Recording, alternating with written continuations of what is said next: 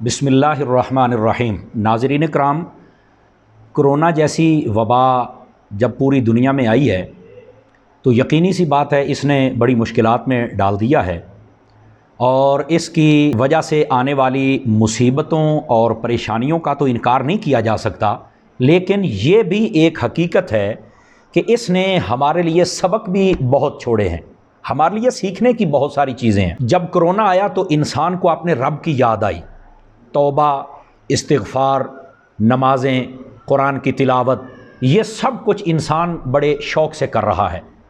तो अगर कोरोना ना आता तो मेरा ख़्याल है ये सूरत हाल पैदा नहीं होनी थी। इंसान को इंसानियत की बड़ी याद आई है।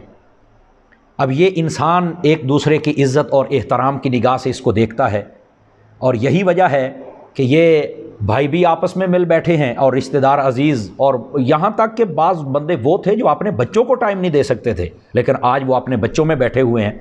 तो इसने हमारे लिए सीखने की चीज़ें भी बहुत छोड़ी हैं कि रिश्ता क्या होता है, उसको निभाया कैसे जाता है और उनके साथ हुस्न सलूक कैसे किया जाता है। कल तक जो लोग पर्दे की मुखालफत करते थे, कोरोना जब से आया औरतें तो औरतें, मर्द भी अपना मुँह छुपा के फिरते हैं।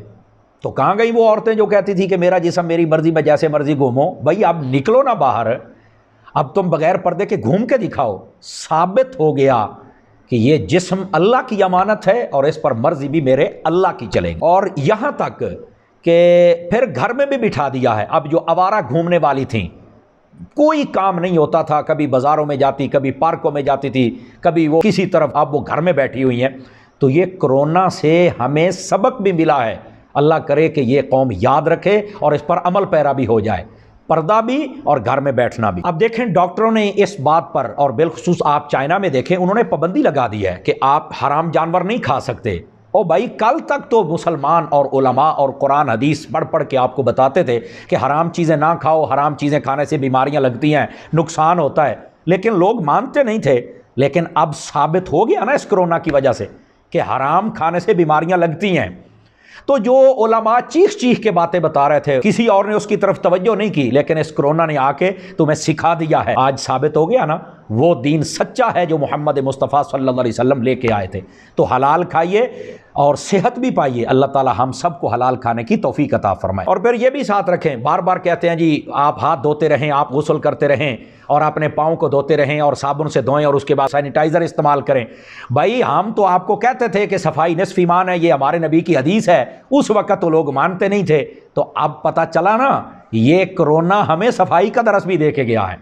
तो कैसी प्यारी बात है, इस कोरोना ने हमारे लिए सीखने की चीज़ें बहुत छोड़ी हैं। इसी तरह कई मर्द और कई औरतें, पता नहीं उनको क्या बीमारी थी, वो ये साबित करना चाहते थे मुआशरे में कि हम बहुत पढ़े लिखे हैं, गैर महरमों के साथ हाथ मिलाते फिरते थे और अब अपनों से हाथ मिलाने से भी भागते हैं, कह रहे नहीं कोरोना आ गया, डॉक्टरों ने रोक दिया है। और भाई मैं अक्सर यही कहा करता हूँ, काश कि हम नबी पाक सल्लल्लाहु अलैहि वसल्लम की तालीमात को समझते। डॉक्टर के कहने पर हमने हलाल चीज़ों को छोड़ दिया, लेकिन नबी पाक अलैहिस्सलाम के कहने पर हराम चीज़ों को नहीं छोड़ा। काश कि हम नबी पाक अलैहिस्सलाम के कहने पर हराम को छोड़ देते तो आज इतनी मुश्किलात ना होती। तो जो कल तक बड़े हाथ मिलाते थे और पास बैठते थे, आज वो घर में भी दूर दूर बैठे हुए हैं। और फिर देखें हमारे मुआशरे के अंदर जब शादियाँ होती थीं, कितना तूफ़ान बदतमीज़ी खड़ा किया जाता था। कभी मेहंदी के नाम पर, कभी जनाब बारात के नाम पर और कभी वलीमे के नाम पर, फिर मुख्तलिफ़ किस्म की रस्में वो मंगनी से शुरू होती थी और पता नहीं दावतों तक कहाँ तक जाके उनका इख्तिताम होता था और उस पर हज़ारों नहीं लाखों रुपए उड़ाए जाते थे। हराम माल ऐसे लगता था कि उसको उड़ा दिया जाता है। लेकिन अब जब शादियाँ हो रही हैं, कई शादियाँ हमारे नोटिस में हैं कि वो जब होती हैं तो बड़ी सादगी से होती हैं। तो मैंने कहा यही बात है तो तुम्हें दीन कह रहा था कि सादगी के साथ करो, सादगी के साथ करो। उस वक्त तो कहते थे कि नहीं हमारे बच्चों की खुशियाँ ये कौन सा बार बार होती हैं, तो बड़ा बढ़ चढ़ के किया जाता था। कोरोना ने सिखा दिया ना सब कुछ। अल्लाह रब्बुल इज़्ज़त अपनी हर बात को मनवाना जानता है। ये उसने हमारे लिए कोरोना भेज के हमें सबक दिया है, शादियों के अंदर सादगी को कैसे अपनाना है। कश्मीर के अंदर जब लॉकडाउन हुआ, पूरी दुनिया के अंदर आवाज़ को उठाया गया।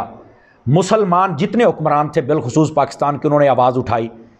ये पूरी आलमी दुनिया खामोश रही, लेकिन अल्लाह रब्बुल इज़्ज़त ने ऐसी वबा भेजी। आप देखें पूरी दुनिया लॉकडाउन में है। अब पता चला लॉकडाउन किसे कहते हैं। ये सूरत हाल होती है।